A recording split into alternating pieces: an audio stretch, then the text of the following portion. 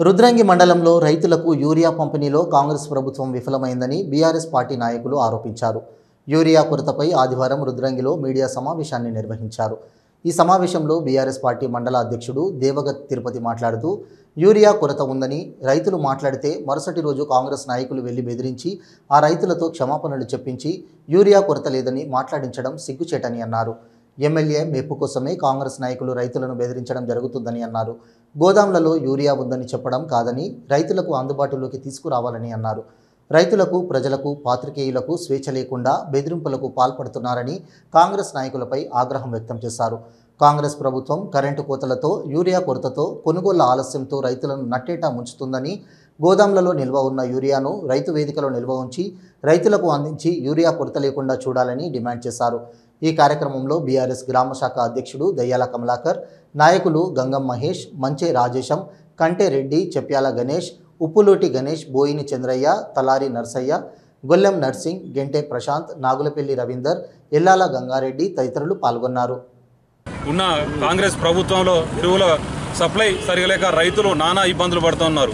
గత 10 సంవత్సరాల కేసీఆర్ గారి ప్రభుత్వంలో ఎక్కడ కూడా యూరియా కానీ డిఏపి సంబంధించినటువంటి ఎరువుల విషయంలో ఎక్కడ కూడా రైతులకు ఇబ్బంది లేకుండా గత ప్రభుత్వంలో అన్ని రకాల ఏర్పాట్లు జరిగినాయి. కానీ ఇవాళ ఇక్కడ రైతులకు 1 బస్తా 2 బస్తాలకు పొద్దున్న నుంచి ఇక్కడ ఆధార్ కార్డులు కానీ వారి ఇక్కడ దుకాణాల దగ్గర వేర్చూడడం అనేది దారుణంగా, అంటే ఇవాళ ఎరువులు సప్లై చేయడం ఒక కాంగ్రెస్ ప్రభుత్వం పూర్తిగా విఫలమైందనే మాట చెప్పక తప్పదు. ఎందుకంటే మొన్న రైతులు వారి యొక్క బాధని మీడియా ముందట వెళ్ళబోసుకుంటే వారికి ఫోన్లు చేసి వారి ఇంటికి వెళ్ళి వారిని భయభ్రాంతులకు గురి చేసి మళ్ళీ వారితోటి మాట్లాడించడం అనేది మీ ప్రభుత్వంలో గతంలో కూడా రైతు వడ్లు కొనుగోలు కేంద్రాలు కూడా వాళ్ళు స్వచ్ఛందంగా మాట్లాడితే వారిని భయభ్రాంతులకు గురి చేసి మాట్లాడాం. ఇది ఒక్కటే కాదు, చాలా వరకు ఇవాళ రాష్ట్రంలో, నియోజకవర్గంలో అనేక గ్రామాలలో ఇలాంటి దారుణాలు చూస్తూ ఉన్నాం.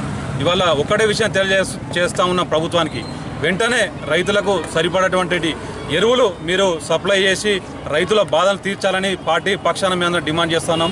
ఇప్పుడు మరి ప్రత్యేకంగా ఇప్పుడు యూరియా కోసం ఈ 2-3 రోజులలో జరిగిన తతంగం ఏదైతే ఉన్నదో, మరి స్వచ్ఛందంగా రైతులు వాళ్ళ అభిప్రాయం ఏదైతే గత 10 సంవత్సరాల నుండి బీఆర్ఎస్ హయాంలో ఉన్నటువంటి కేసీఆర్ గారి నాయకత్వంలో ఏ విధంగా ఎరువుల పంపిణీ కానీ, కరెంటు కానీ, నీళ్లు కానీ, సాగునీరు కానీ ఏ విధంగా వచ్చిందనే విషయాన్ని, మరి ఇప్పుడు ఈ 2 సంవత్సరాల నుండి ఏ విధంగా వారికి ఇబ్బంది జరుగుతుంది, ఏ విధంగా యూరియా కోసం తంటాలు పడుతుందనే విషయాన్ని రైతులు స్వచ్ఛందంగా వాళ్ళు స్వయంగా చెప్పినటువంటి విషయాలను మరి ఇబ్బంది పడుతున్నాం గిట్ట ఎందుకు చేస్తుర్రు, రాత్రి 9-10 దాకా మేము ఆడవాళ్ళము, మహిళా రైతులము ఇక్కడ ఎట్లా బాధపడాలని చెప్పిన దానికి మరి వందలాది మంది రైతులు ఇబ్బంది పడుతున్నా కానీ ఒకరో ఇద్దరు మాట్లాడతారు, అందరూ మాట్లాడలేరు. కాబట్టి ఆ మాట్లాడిన వాళ్ళను బలవంతంగా మళ్ళీ ఇంటికి వెళ్ళి వాళ్ళను బలవంత పెట్టి వీళ్ళకు అనుకూలంగా వాళ్ళతో చెప్పించడం గతంలో కూడా ఇట్లనే చేసిర్రు ఈ కాంగ్రెస్ నాయకులు, స్థానికంగా ఉన్నటువంటి నాయకులు.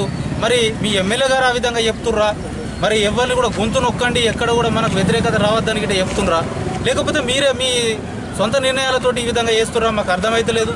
మరి పార్టీ పక్షాన మేము డిమాండ్ చేసేది ఒక్కటే, రైతులు మీకు సారీ చెప్పడం కాదు.